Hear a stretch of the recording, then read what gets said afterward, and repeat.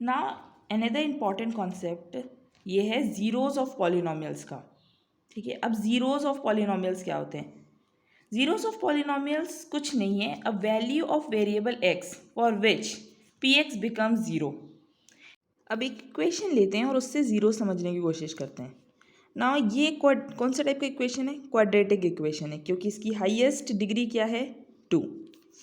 अब इसमें x की कैसी वैल्यू सेटिस्फाई की जाए that the whole equation turns to zero, यानी ये पॉलिनोमियल इक्वेशन को सेटिस्फाई कराना चाहिए x की वैल्यू।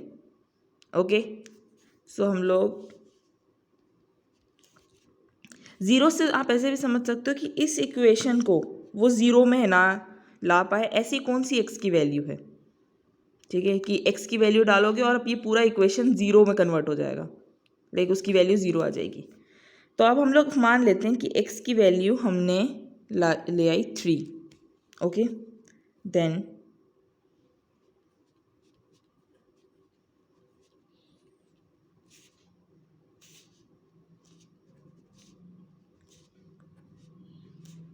एट थ्री ज़ा, आपको पता चलेगा मैंने इम्प्लाइज क्यों काटा है। इट इज़ अ ब्लंडर, क्योंकि इम्प्लाइज तभी लगता है जब आप यहाँ पे कुछ इक्वेशन बना रहे हो, पर अभी सिर्फ जब आप पॉलिनोमियल लिखते हो तो इम्प्लाइज नहीं लगता है। This is a kind of की पॉइंट जो आप बोर्ड में भी गलती नहीं करना, ठीक है। 9 24 plus 15, so it's like 9 24 minus 15, that is minus 9 is equal to 0. तो can we get like LHS is equal to RHS? तो yes, फिर इस कंडीशन में x is equal to 3 is a root और 0, root or 0 of the polynomial. X equal to 3 is root or 0 of polynomial.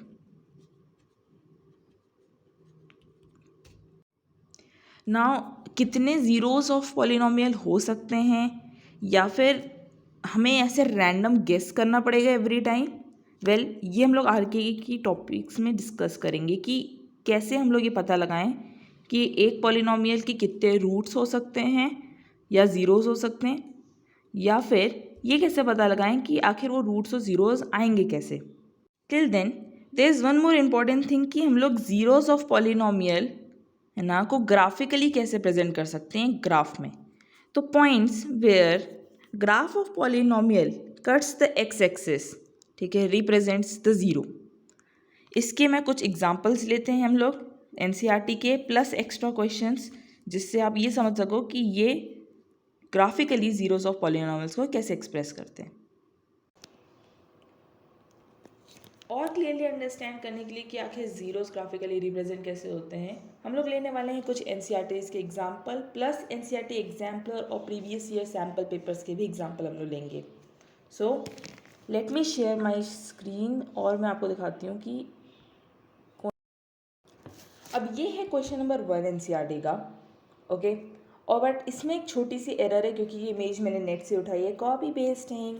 सो इसमें ये axis जो आप देख रहे हो वर्टिकल, ये कायदे से क्या होना चाहिए?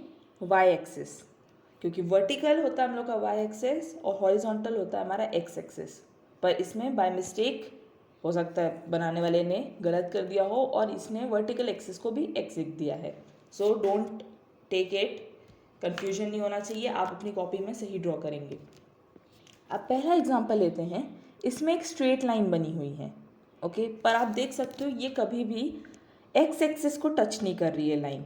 ओके, अब ये कैसे टाइप की स्ट्रेट लाइन, अगर हम लोग इसके पॉलिनोमियल एनालाइज करें, किस टाइप की लाइन बनी है? This is like p of x is equal to 6। Okay, तो पी ऑफ एक्स का मतलब क्या लेते हैं हम लोग? वाई लेते हैं, यानी ये कहीं ना कहीं वाई में रिप्रेजेंट होगा। ओके, और हम लोग क्लियरली पेपर से समझते हैं। सो इन क्वेश्चन हमें कुछ ऐसा है ना ग्राफ दिया गया है और यहाँ से कुछ लाइन पास हो रही है, ठीक है। ये आपका वाई एक्सिस है, ये एक्स एक्सिस है, और यहाँ से कोई एक लाइन पास हो रही है। नाउ ये चीज़ आपको है ना अंडरस्टैंड करना बहुत ज़रूरी है कि ये y is equal to some constant की इक्वेशन की लाइन है। ओके, अब यहाँ पे y क्या हो सकता है, हम लोग को नोटेशन के फॉर्म में हम लोग px करते हैं, या आप इसे y भी बोल सकते हो, यानी x और y का कोई रिलेशन होना चाहिए। बट इस कंडीशन में आपको x की कोई भी वैल्यू ले लो, y हमेशा फिक्स रहेगा एक कांस्टेंट के बराबर। ओके, तो इसमें कोई एक पर्टिकुलर जीरो नहीं निकलेगा, क्योंकि ये कभी x से क्रॉस ही नहीं करेगी लाइन। एक और लाइन होती है जो ऐसे बनेगी पैरेलल टू y, इसकी इक्वेशन क्या होती है, x is equal to constant. Okay, now getting to second example. ये कोई भी पॉलिनोमियल का कर्व हो सकता है, ज़रूरी नहीं आपको हर कर्व का पता हो कि वो पॉलिनोमियल कैसा है। ओके, आप सिर्फ कर्व देख के नहीं बता सकते, आपको कोऑर्डिनेट्स भी चाहिए होते हैं, आपको बहुत सारी चीज़ें चाहिए होती है, फर्दर क्लासेस में आप समझोगे। पर हम लोग का मेन एजेंडा क्या है, क्या कोई ग्राफ एक्स एक्सिस को क्रॉस कर रहा है, और अगर कर रहा है तो कितने टाइम्स कर रहा है। सो आप ये वाले एग्जाम्पल में देखेंगे तो ये कितने टाइम कर रहा है, ओनली 1 टाइम कर रहा है। सो इसके कितने ज़ीरोज़ होंगे, 1। अब हम लोग थर्ड एग्जाम्पल देखते हैं। इसमें ग्राफ एक्स एक्सिस को कितनी बार कर रहा है, इसमें भी आप देखोगे वाई से भी कर रहा है, बट हमें वाई नहीं देखना है, हमें क्या देखना है, एक्स एक्सिस से कितनी बार करेगा। सो यहाँ पे हो गया 1, यहाँ पे हो गया 2, और यहाँ पे हो गया 3। तो 3 है ना इसके ज़ीरोज़ निकल सकते हैं।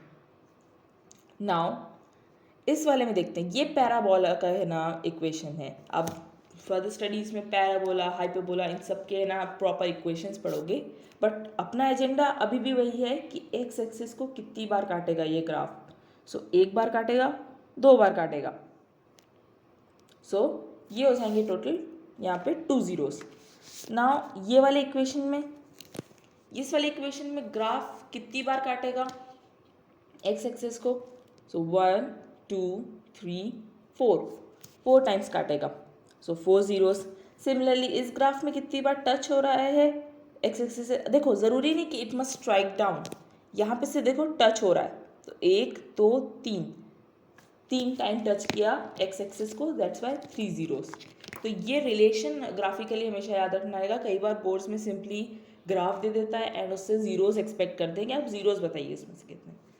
सो नाउ हम लोग कुछ और क्वेश्चंस ट्राई करते हैं। The graph of y is equal to p x. मैंने बताया ना कि हम लोग हमेशा पी एक्स को क्या मान रहे हैं, a value in y axis. आप जब सॉल्व करोगे तो इवेंचुअली आपको एक्स वाई का कुछ रिलेशन मिलता है ना, ठीक है। तो हमने x के अगर फॉर्म में पॉलिनोमियल को लिखा है तो आप पी एक्स को क्या लिख रहे हो, y, तभी तो y और x के बीच में कुछ रिलेशन मिलेगा। Okay, coming back to question, the graph of y is equal to p x it shown in the figure below, how many zeros does the p x have. अब ये एक graph दिख रहा है, ओके, और ये पहले एक बार एनसीईआरटी में पूछा जा सकता है, क्योंकि ये मैंने previous year questions and exemplar से ही उठाए हैं सारे क्वेश्चंस। सो यस, इस टाइप के क्वेश्चंस आ सकते हैं, लाइक फॉर 1 मार्क, और अगर if you are lucky enough for 2 marks, but 1 marks is most probably ये क्वेश्चन आएंगे, क्योंकि इसका कॉन्सेप्ट ईजी है। How many zeros does p x have, p x यानी अब कितनी बार ये एक्स एक्सिस को काट रहा है, आपको बस यही देखना है। द मोमेंट आपको एक ग्राफ दिया और जीरोस पूछे, आपको पहले यही देखना है कि ग्राफ एक्स एक्सिस को कितनी बार काटेगा। तो यहाँ पे आप देख रहे हो 1 2 3, so let's check the answer. And yes, since the curve of a p x is intersecting the x axis at 3 points, ठीक है, तो हम लोग का क्या होंगे जीरोस, 3 जीरोस होंगे।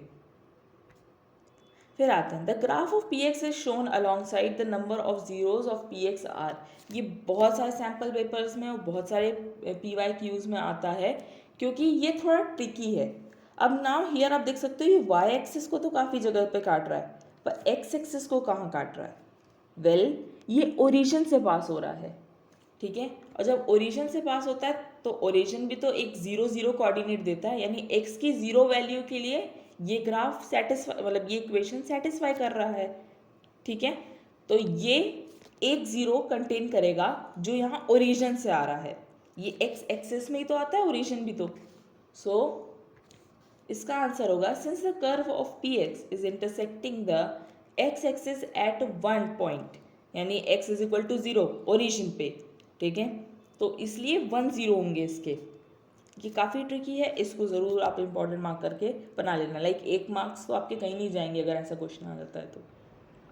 नाउ एक और question, if the graph of y is equal to p x does not cut the x axis at any point then the polynomial has, ये एक बोल सकते हैं ना fill in the blanks type question था। इसका मैंने ग्राफिकल रिप्रेजेंटेशन बना लिया था यहाँ पे कि अब ग्राफ के तौर पे भी दे सकता है या फिर थ्योरेटिकली भी दे सकता है कि अगर कहीं एक्स एक्सिस को कट नहीं करता है तो पॉलिनोमियल के कितने जीरोज होते हैं। तो हमें ये बात पता है कि अगर वो कहीं कट नहीं कर रहा है, जैसे कि उस लाइन के कॉन्सेप्ट था कि y इज इक्वल कुछ कांस्टेंट आ जा रहा है या ऐसी कोई लाइन बन जाती है ओके ग्राफ में, तो उसमें कितने जीरोज होंगे, एक भी जीरो नहीं होगा। Since the curve of px is never intersecting the x-axis, so there exists no value of x for which y is 0. So इसलिए कोई zeros नहीं है। अब ये नेक्स्ट क्वेश्चन लेते हैं, the zero of the polynomial that this graph represent is। अब ये थोड़ा सा ट्रिकी है क्योंकि हमें ये तो अब तक पता चल गया कि एक्स एक्सिस को जहाँ से भी टच कर दिया ये ओके वो हाँ एक ज़ीरो बन गया, तो यस दिस हैज़ 1 0 है ना, क्योंकि ये एक जगह पे टच कर रहा है एक्सिस, पर इसकी वैल्यू क्या होगी ओके। सो अब तुम ध्यान से देखना यहाँ पे एक लाइंस बनी हुई हैं, ठीक है। So these lines are given to analyze कि ये जीरोस की क्या वैल्यू होगी। सो हम देख सकते हैं यहाँ पे 1 2, ये सेकेंड यानी x इज इक्वल टू 2 पे ये सेटिस्फाई हो रहा है इक्वेशन ओके। तो x इक्वल्स टू 2 और यहाँ पे y की कोऑर्डिनेट क्या होने वाला है, y का कोऑर्डिनेट होगा 0, so 2 0, so x is equal to 2 and y is equal to 0, तो x की वैल्यू हो जाएगी 2 जो कि 0 है पॉलिनोमियल का।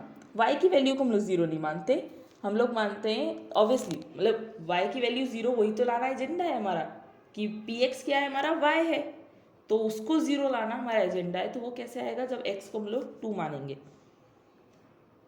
The graph touches the x-axis at a point 2 0.